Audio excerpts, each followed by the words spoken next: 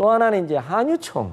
컸습니다. 예, 유치원에, 사립유치원에 아이를 보내는 많은 부모님들은 기억하실 겁니다. 예. 그리고 올해 초에 말하자면 아이들을 볼모로 사립유치원 연합 한유총에서 이렇게 아이들을 학교에, 아니, 유치원을 안 열겠다, 뭐 이렇게 해서 그거에 대해서 박용진 의원이 또 굉장히 그 중요한 계기를 만들어 주셨잖아요. 그리고 유은혜 부총리께서도 사립유치원의 공공성 강화를 견결하게, 강력하게 추진하시고 제가 그거에 이어서 한유총 설립 취소 결정을 내렸습니다. 그래서 뭐 그게 가장 뭐 기억에 남는 일이고 또 사실 그런 고민들 속에서 지난 1년간 어떤 계획들과 그리고 실행들이 있었을 텐데 돌이켜 보셨을 때 이것이 좀 가장 큰 성과가 아니었나 하는 것이 있다면 어떤 것이 있을까요? 물론 뭐 여러 가지가 있었습니다. 뭐 아마 많은 분들이 기억하실 텐데 2017년이죠. 17년 9월 5일 그 강서 특수학교 무릎 꿇은 장애인 학부모 사진이 있지 않습니까? 그게 엄청난 감동, 공감을 불러일으켜서 그전에는 특수학교를 짓는데 참 저희가 주저주저 했었습니다. 왜냐하면 주민들이 너무 반대를 심하니까요. 그래서 지금은 지금 당당하게 특수학교, 왜냐면 장애인과 함께 살아가는 따뜻한 사회를 만들려면 장애인도 똑같이 헌법적 권리니까요. 그래서 특수학교가 만들어져야 돼서 저희가 강서는 물론이고 강남에 또 나래학교라고 있고요. 또 저쪽 동부 쪽에 이렇게 3개를 지난 16년 동안 특수학교를 못 만들었습니다. 근데 이제 3개를 제 임기 동안에 만드는 그런 변화가 있어 제가 그게 뿌듯하고요. 또 하나는 이제 한유총. 컸습니다. 유치원에, 사립유치원에 아이를 보내는 많은 부모님들은 기억하실 겁니다.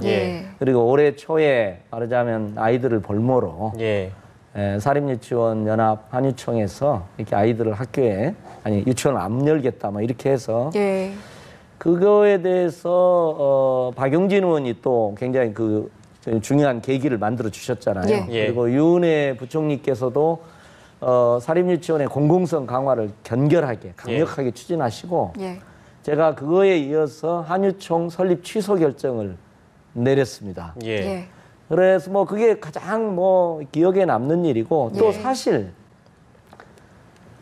이렇게 한유총이라는 거대한 사립유치원 연합단체, 20여 년이 넘는 역사를 갖는 단체를 과감하게 설립 취소할 수 있다는 것도 특수학교처럼 이전에는 상상할 수 없었던 일입니다. 왜냐?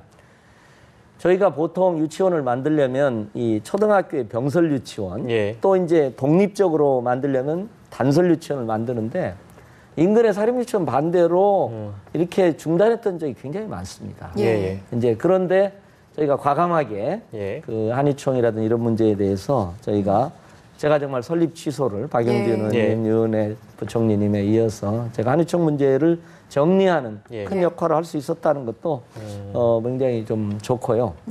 뭐 이제 또 아쉬운 점이 있다면 그 강서 특수학교를 원래 9월 1일에 개교해야 되는데 원래 좀 빨리 할 수 있었는데 좀 늦어졌습니까? 지금 이렇게 개교가 좀 늦춰져서 조금 안타까움이 있고 제가 이제 그걸 어떻게든지 이게 꼭 그 때를 맞춰서 개교하기 위해서 제가 뭐 반대 주민들하고 손까지도 잡았고 협력하려고도 이렇게 했고 그랬습니다만은 어쨌든 조금 늦어져서 그러나 뭐 설립 과정은 이미 공사가 진행되고 있으니까 뭐 큰 문제는 없을 것 같습니다.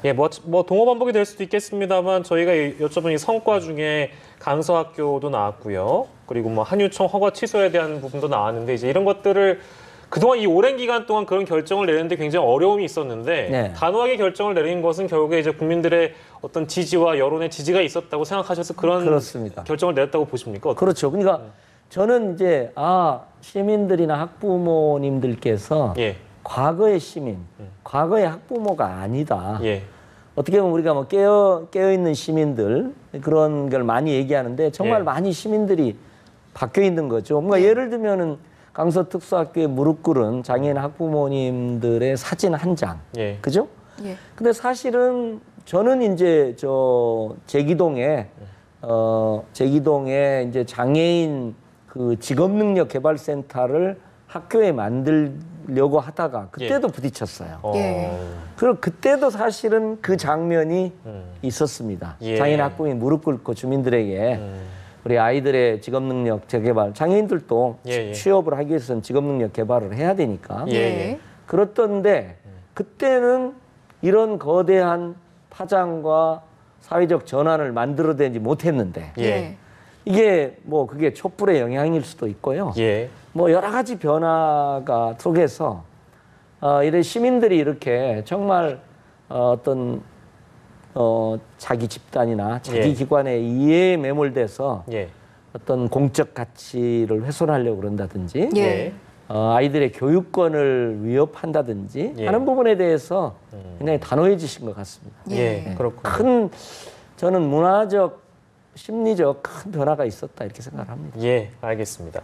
자, 그리고 이제 말씀 중에 교실혁명으로 협력적 미래 역량을 기르겠다. 제가 듣기에는 조금 어려운 말처럼 들려서 쉽게 여쭤봐야 될 텐데요. 교실혁명이라는 게 이제 어떤 의미를 내포하고 있는지 좀 설명을 드려야 될 것 같습니다. 교실혁명. 근데 이제 저희가 보통은 이제 수업 혁신. 그러니까 왜냐하면 우리 시대에 요구되는 게 여러분 보통 이제 제4차 산업혁명 시대 이렇게 많이 얘기를 하잖아요. 그래서 뭐 많은 경제신문이라든지 또 많은 언론에서 그리고 토론회에서 결론이 창의적 교육을 향해서 교육이 변해야 된다. 이걸 결론처럼 얘기를 하시거든요. 그런데 저희들도 미래지향적인 미래 역량을 키우는 방향으로 교실에서의 아이들을 가르치는 방식, 수업 방식 이런 것들이 이제 변해야 되는 거죠. 이걸 이제 조금 좋은 표현으로 교실혁명이다. 이렇게 이제 표현을 하고 있고요. 중요한 건 이제 미래 역량을 키우는 방향으로 이게 이제 교실혁명이 이루어져야 되는데 뭐 이렇게 생각하시면 될 것 같아요. 지금 시청을 하시는 많은 분들이 옛날 교육 방식, 교실을 생각하면 이러잖아요. 지식을 많이 가지신 선생님이 한 분 계시고, 그죠? 지식을 이제 전달받아야 되는 학생이 있죠. 이 고분고분해야 됩니다. 열심히 공부하려고 해야죠. 그다음에 중간에 교과서가 있잖아요. 그죠? 그래서 교과서를 통해서 선생님들이 많은 정보를 아이에게 전수하는 거죠. 그러면 가능하면 지식의 양을 머릿속에 많이 넣을수록 좋은 거죠. 그리고 이제 또 그걸 시험을 통해서 평가해요. 그래서 이제 평가할 때 이제 객관식으로 중간고사, 기말고사에서 말하자면 지필식 방식으로 이렇게 객관식으로 단순하게 평가를 하는 겁니다. 이러한 수업 방식, 또 그 수업 방식을 지속시키는 평가 방식에 큰 변화를 만들어내는 것, 그게 이제 교실혁명이기도 하고 수업혁신이기도 하고 또 이제 요즘 얘기를 하면 평가혁신 이런 겁니다. 그래서 어떻게 하면 이 과거형 방식에서 지식의 양을 늘리는, 그러니까 옛날식으로 보면 엉뚱한 질문을 하면 야, 왜 엉뚱한 질문에 진도 지금 나가기도 바쁜데. 그렇죠. 이제 이렇게 되는 교실 문화가 있거든요. 그래서 이런 것들을 이제 바꾸는 겁니다. 그래서 뭐 이제 예를 들면 저는 이런 주장도 했어요. 모든 시험을 오픈북 하자. 대학교에서 사실 오픈북을 하는 경우도 많이 있잖아요. 그래서 뭐 예를 들면 오픈북으로 하자. 그리고 시험 문제도 옛날에는 뭐 그 아주 기술 문제 같은 데는 뭐 깍두기 가로 센치, 세로 센치 시험 문제가 나와가지고 또 그게 화제가 됐던 적이 있지 않습니까? 그래서 이제는 우리 아이들이, 저는 제4차 산업혁명 시대에 가장 중요한 미래 역량 중에 하나는 상상력이라고 봅니다. 창의적 상상력입니다. 그렇게 되면 이제 엉뚱한 질문을 해야 됩니다. 그리고 이제는 지식의 양을 많이 하는 것은 지식의 소멸 속도도 빨라요. 그래서 이제 지식의 양을 많이 암기하는 이른바 암기식 지식교육 방식 이런 것들을 이제 가급적이면 많이 바꿔야 되는 거죠. 그래서 여전히 갈 길은 멀지만 어쨌든 그런 큰 방향에서의 교실 변화, 수업 혁신, 교실혁명 평가 혁신 이런 게 이제 우리 시대에 이제 네. 요구되고 있다. 예, 알겠습니다. 겠습니다. 자, 이렇게 교실혁명에 대한 제가 좀 이야기까지 말을 어렵게 하는 들어봤는데요. 거 아니요, 굉장히 너무 이해 쉬웠습니다. 네. 옛날 교육을 탈피한다. 예, 네. 그렇습니다. 이렇게 교실혁명 이야기까지 저희가 들어봤는데요. 사실은 요즘에 이제 교육 현안 중에 가장 관심을 받고 있는 내용이라고 하면 자사고 대지정 문제를 저희가 언급을 좀 해야 할 것 같습니다. 예, 서울 같은 경우에는 지금 10일 전에는 발표를 하겠다 이런 계획인 것으로 그렇습니다. 저희가 알고 있는데요. 아무래도 지금 뭐 전주라든지 안산 사례를 보면 혹여나 부담스러우실진 않으실지 이런 생각도 드네요. 저는 뭐 그 이제 이전과 달리 그러니까 저는 문재인 정부에서 이렇게 적폐청사는 이름으로 이렇게 전개가 되지 않습니까? 예. 그리고 이거 관련해서 또 여러 가지 치열한 갈등도 있다 보니까 그 절차적인 그 정당성, 합리성 같은 게 굉장히 중시되는 것 같아요. 그래서 과거에는 단체장이 이렇게 뭐 과정에 개입하고 이런 그러니까 많았잖아요. 공공기관 단체장들이. 근데 요즘은 그런 면에서 굉장히 절차적인 게 엄격하고 그래서 저희도 13개 화면에 나옵니다마는 13개 그러니까 지금 상상구나 전북은 뭐 예를 들면 2개 이렇게 해요. 하나 하고 이렇습니다. 근데 저희는 13개나 서울에 이렇게 너무 많이 몰려 있어요. 그렇죠. 그래서 이 13개나 되는데 이제 절차적으로 엄정하게 하고 또 평가위원들이 이렇게 프로세스를 쭉 전개하고 있거든요. 그래서 지금 마지막 단계에 이렇게 보고서가 취합되는 단계에 있습니다. 그래서 그게 이루어지면 이제 마지막 위원회가 열려서 결정하고 제가 또 결재해서 화면에 나온 대로 한 10일 이전에 이 발표할 걸로 기대를 합니다. 근데 어쨌든 참 많은 자사고에 다니는 학생이나 학부모 또 일반고에 있는 많은 분들이 긴장을 가지고 지켜보고 계셔서 저도 하루하루 참 많이 이렇게 긴장 상태에 있습니다. 어쨌든 엄정하고 합리적으로 저는 뭐 예를 들면 제가 자사고의 일반고 전환, 뭐 이른바 자사고 폐지에 대해서 강력한 추진 의지를 갖고 있지만 평가는 그 자체가 평가입니다. 평가는 그 자체가 합리적으로 이루어져야 된다. 저는 그렇게 생각을 갖고 있습니다. 어떤 절차의 어떤 공정성 이야기를 해주셨습니다만 그럼에도 불구하고 또 일각에서 이제 자사고 사이에서는 평가 기준 자체에 좀 문제가 있다라는 이야기도 있고 교육청별로 기준이 다르다. 이 부분은 좀 공정성 논란이 있지 않느냐 이런 이야기도 있어서요. 여기에 대한 의견은 어떠십니까? 그래서 이제 원래 당초는 이제 예를 들면 말하자면 문재인 대통령의 공약이 자사고의 일반고 전환이다. 자사고 폐지다. 막 이렇게 되면 이제 두 가지 방식, 물론 일단 자발적 전환하는 케이스도 있을 거고요. 근데 이제 통상적인 경우는 평가를 통해서 좀 부실하고 설립 목적이 안 맞는 학교를 전환하는 그게 한 가지 평가를 통한 전환이 하나가 있고요. 두 번째는 아예 자사고의 근거가 되는 시행령을 일괄 폐지함으로 있어 말하자면 제도적 폐지 방식이 있습니다. 그래서 이제 문재인 정부 하에서 교육부에서 일단 평가를 통한 전환이다.